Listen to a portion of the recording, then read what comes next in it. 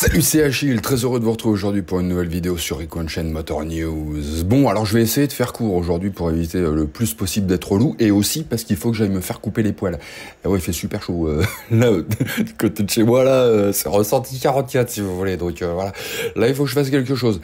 Mais en même temps, Rico a reçu un max de commentaires suite à la vidéo de samedi dernier parce qu'on a évoqué la boîte auto qui devrait débouler sur les Yamaha MT-07 et puis voilà, toutes celles qui utilisent des CP2. Et pas celle qui va débarquer, là pour le coup c'est sûr, chez BMW. Tout ça n'est qu'une question de timing, les amis, entre le moment de la recherche des infos, de l'enregistrement de la vidéo et celui de la publication de la vidéo. Vous vous doutez bien qu'il ne se passe pas 2 minutes entre ces étapes.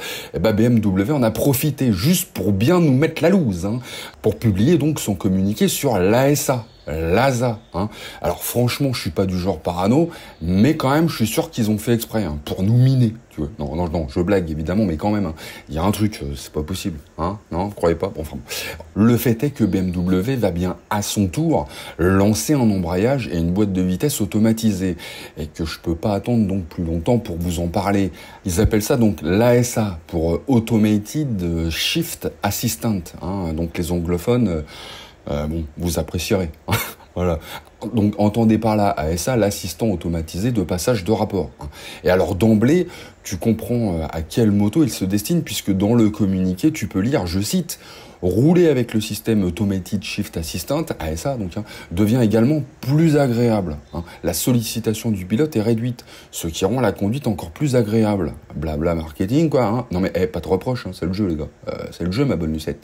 Ah, voilà. C'est ça que je voulais vous dire. En outre, il permet de créer un lien encore plus direct avec le puissant moteur Boxer. Ah voilà, ce sera donc les 1300 GS et les RT, bien sûr.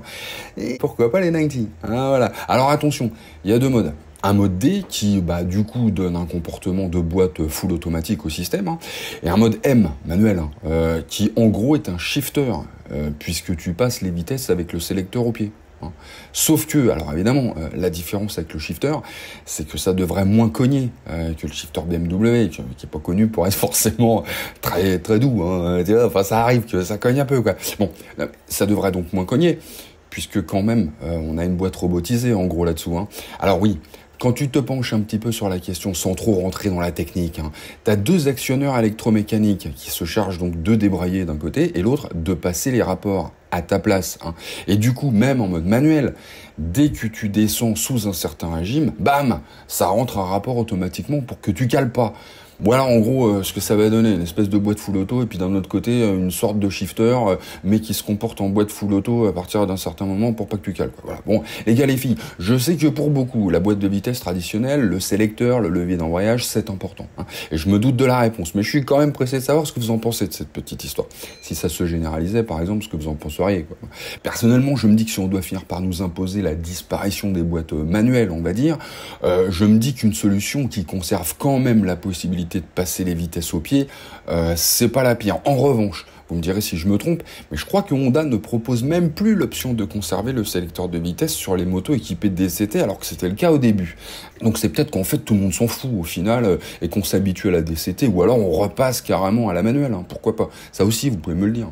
Reste à connaître maintenant le prix de la bête. Ah oui, c'est important. Donc pour cette ASA qui devrait alourdir la moto de seulement 2,1 kg, je tiens à le signaler quand même avant, il se dit qu'il devrait coûter environ 1 000 € et que ça sera dispo sur toutes les motos à moteur Boxer, donc de la marque, après les grandes vacances en gros.